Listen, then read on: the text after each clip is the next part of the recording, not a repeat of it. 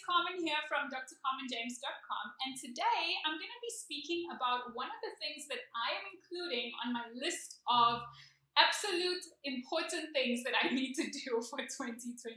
I don't want to call them New Year's resolutions because, as you know, most New Year's resolutions fail. But this year, I am determined to make self-care a priority. And I want to speak a little bit more about self-care today and why you should consider making it a priority too. So if you're anything like me, I've struggled pretty much all my life putting myself first and putting my needs ahead of the needs of other people. I think that a lot of us are guilty of this, and the reasons for this are many actually.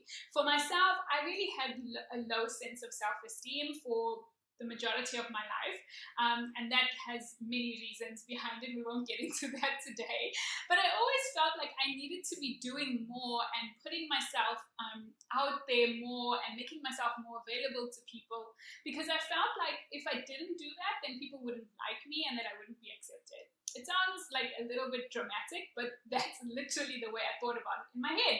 And so I made a habit of not taking care of myself and not prioritizing myself and not putting myself first, which is why for the next decade, I really want to start focusing on making sure that I give myself the care and the attention that I need first. And so the first thing I want to say about self-care is that self-care is not selfish. I think a lot of us think that if we give other people attention or if we prioritize the needs of others ahead of our own, that it's somehow something that we should be proud of and something that we should think of like a noble undertaking.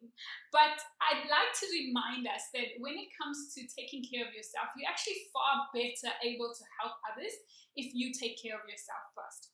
If you've ever been on a plane, which I'm sure you have, or if you know that on a plane what happens is they'll say, if the cabin pressure drops, then the oxygen mask will fall down. You must put your own mask on first before you help other people. And it's exactly the same principle when it comes to taking care of yourself first. You're actually far more capable and ready and able to take care of other people if you make sure that your own cup is filled first before you extend yourself to other people. So it's just important for us to change our mindset around what we think self-care is and what self-care isn't. And certainly self-care is not selfish. And the second thing that I want to say is that sometimes it can be difficult to take care of yourself because you find it difficult to set up healthy boundaries. Now, I love Shonda Rhimes. I'm a huge fan of her work, and I've read her book, Year of Yes, where she, in a year of her life, decides to say yes to everything that comes across her path that may be challenging or pushing her out of her comfort zone. And so I love her. I love the book. You should definitely read the book. But I think 2020 for me is going to be my year of no. And the reason for that is because I think part of taking care of yourself is having the ability to actually set up healthy boundaries and to say no to the things that you really don't want to do or that you really shouldn't be doing. Sometimes we pile so much stuff onto our plates and we think that we need to be everything to everybody, that there's nothing left at the end of the day for us.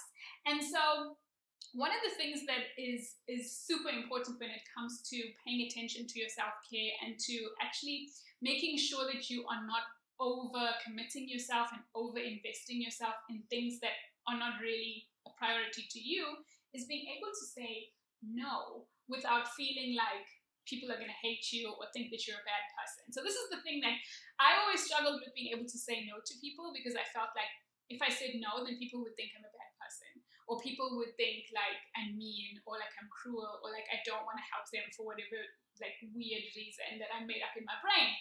But the reality of the situation is that no is a complete sentence. Like it's an answer. Like it's actually possible to say no and not die. Like I always thought like if I said no to something, like, oh, something bad's gonna happen. But I heard this idea from Sunny Lenarduzzi, and she is a YouTuber, and she's really awesome. And she said in one of her videos that your yes should be a full body yes, and your no should be a full body no. And I think that's one of the things that I'm going to start implementing this year, which is if I really want to do something, it's going to be a full body yes. But if there's even like a slight chance that I don't want to do something, in other words, if it's not a full body, like if it's not a full body yes, then I'm going to say no. And it may mean, you know, saying no to certain opportunities or missing out on certain things that, you know, I may think that, you know, I would want to participate in. Or it may mean like somebody really needing my assistance with something, but because I'm not able to help them, that I need to just be able to say no and make peace with the fact that I actually can't be that, whatever that thing may be to that other person. And not feel bad about it and not beat myself up about it, which I think is really important. The other thing is that self-care is not about just like taking yourself to a spa randomly, or going to get your nails done, or going to get your hair done, or, you know, this kind of superficial things that if you did a Google search, and, you know, if you said how to take care of myself in Google, I haven't done it, but maybe give it a try. Give it a try and let me know in the comment section below what you come up with if you're into Google. But honestly, sometimes some of the things that we think are self-care are just like putting a band-aid on a problem that really is much deeper. And so I think part of self-care is being able to take the time and make the space for yourself to figure out, well, what do I need? What is going to make me feel fulfilled? What is going to increase my level of happiness and my satisfaction with my life? One of the important things that I find when I don't do it makes a huge difference is having a morning routine. So one of the things that I started doing a few years ago was waking up a little bit earlier and doing a bunch of things in the morning for like an hour and a half to try and increase my level of productivity, but also my ability to start the day off on a good note, and as a way, I guess, of taking care of myself. So if you want to hear more about my morning routine, you can just leave me a comment in the comment section below. But having a morning routine is a fantastic way of increasing your level of self-care without you feeling like it's something that you actually have to go out and do more of. Like, for example, feeling like you need to take a spa day every now and then or whatever. Having a morning routine and developing that ritual of taking care of yourself each and every day, I think is something that we need to be paying more attention to. I also think that it's important for us to remember that when we take care of ourselves and when we are in a state of calm and being relaxed and being, you know, in a state where we are really fulfilled in ourselves, then we can show up as the best version of ourselves in the world. We can do our work better. We can enjoy our relationships more. We can be of service to more people. We can do work that inspires us. We can be more creative. We can have more happiness and more joy in our lives. And so I think that this idea that, you know, taking care of yourself is something that should actually become a habit. It should become more of a routine and something that we also feel that we are worthy of the investment in ourselves. So sometimes, you know, we spend a lot of our time taking care of other people because we feel like those people deserve to be taken care of. But then we don't extend the same courtesy to ourselves. And so I think that we need to start, you know, questioning that and questioning how we can do that better, especially in this new year. So if any of this, I don't know, this sounds like a rant to me, or like some kind of, you know, just...